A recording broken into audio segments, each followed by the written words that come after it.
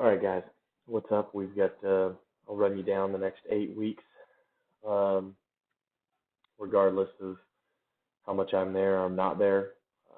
We still wanted to make sure that we got this in place. Talked with Ryan about it last night, so we're good to go. We are uh, preparing for Murph. Murph is going to be on May 31st this year. We've got 8 weeks starting on Monday to get there. And so we are going to prepare for it conditioning wise accordingly. And then we're also going to introduce some new stuff this cycle. First off, as always, the annual plan is up. There's a new tab. It's called 2021 Open to 2022 Open. It'll be over the next 52 weeks, lining us up for the next Open so that you can see. But the first 8 weeks are down, so if you visually want to look at what's going on. Conditioning for the next 8 weeks is going to be heavily based around aerobic, submax intervals, or just EMOMs for a non-fancy name. You're going to see 2 days that are at least 20 minutes plus on conditioning. We'll still have a sprint day in there, but I'll go over that here in a second. Conditioning, heavily aerobic based, strength focused. Olympics is going to be complexes. We're going to do the Olympic lifts, both of them in one day. We're going to introduce what's called slant board Frankenstein squats or goblet squats. This is going to be as much of an active yoga as it's going to be a strength exercise. It's not going to be something where we see a lot of weight loaded up. We're going to work on specifically closing the knee angle and closing the hip angle, getting comfortable in those positions and creating contractions in those positions so that we can create longevity and we can create comfortability and stability in those positions. I'll talk about that more in a second. Our big lift of the cycle, we haven't deadlifted in a while. I think it's the most bang for our buck as far as CNS activation, so we're going to go with that. On Wednesdays, we're going to do a little bit of a alternating week where for the first week we're going to do, I believe it's 5 by 3 at a certain percentage. The next week we'll keep the same percentage. We'll go 3 by 5 at that same percentage, but then we'll have a rep out set at 80%, as many as we can get. And we'll basically follow that. You can look on the annual plan and see how the percentages work.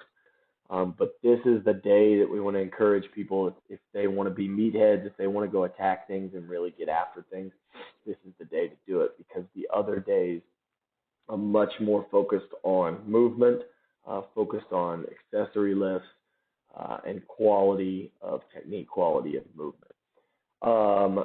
The skill is we're going to introduce and we're going to try something we have not tried, target specifically, which is what we will call density.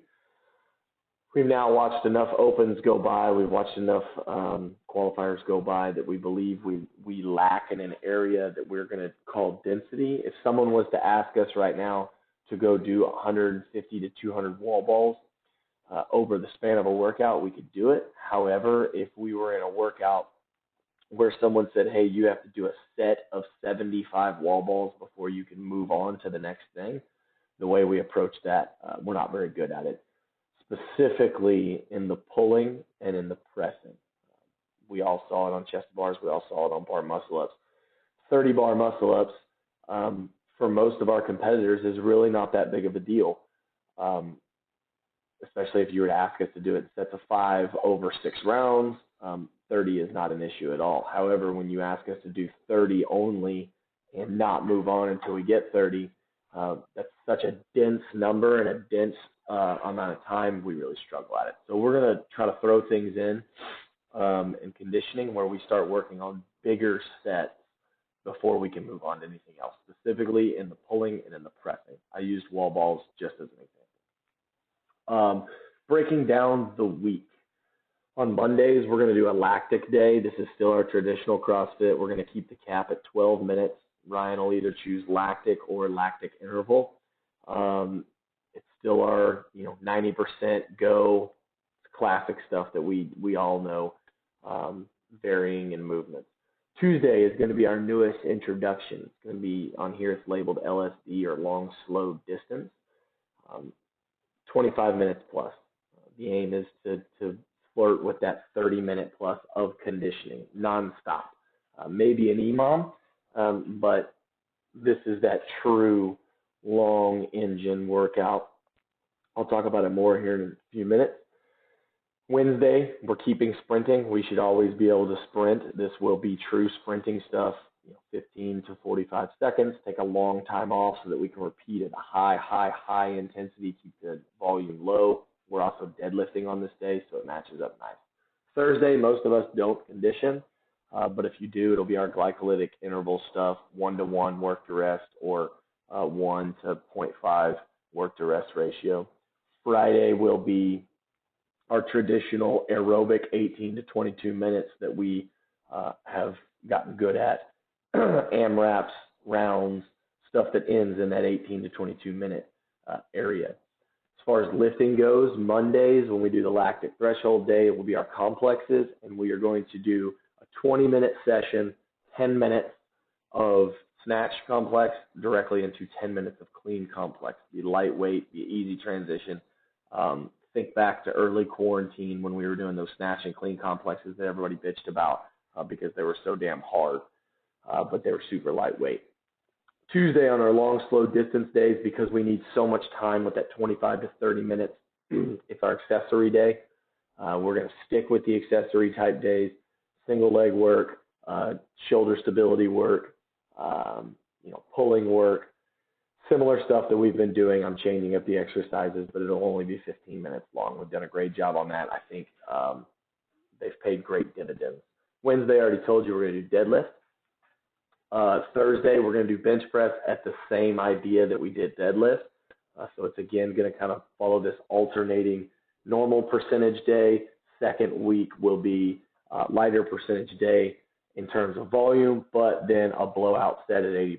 Get as many as you can get. They'll get to do that every other week, so they kind of have a goal of, hey, I got 6 this week. I'm going to try to get 7 next time I do it.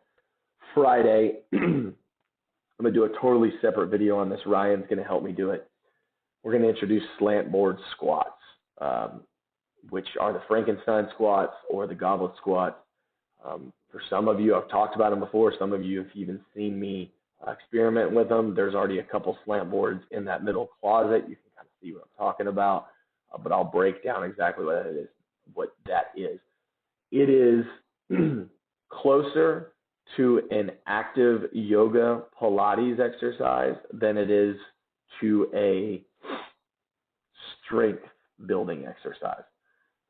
We are going to build a great amount of strength doing this, but strength is relative on position. A lot of this is going to be building strength in positions we've never even gotten before. And that's going to be, I'll break down what that looks like in a completely separate video, but I did want to break this down to you. As always, first off, thank you. You've done a fantastic job coaching. You did a kick-ass job up to the open with all the really complex things. Thank you on that. The week of Murph, we'll do Murph on Monday, and then we'll transition week and have a great, easy week that week. As always, if you have questions on this, reach, text out. I'm recording this because in about 45 minutes, Brittany and I are going to go and induce for Joe Lee. We're a little bit early, but Brittany needs to get the baby out, or at least that's what the doctors are saying. So that's what we're going to do. So I'll have lots of time at home, at least over the next couple of weeks. So hit me up, chat me up. Let me know what questions we have.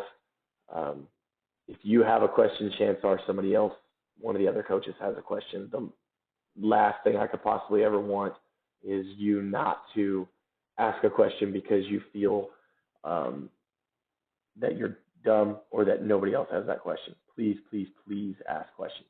So love you all. Thank you all as normal, and we'll talk to you soon.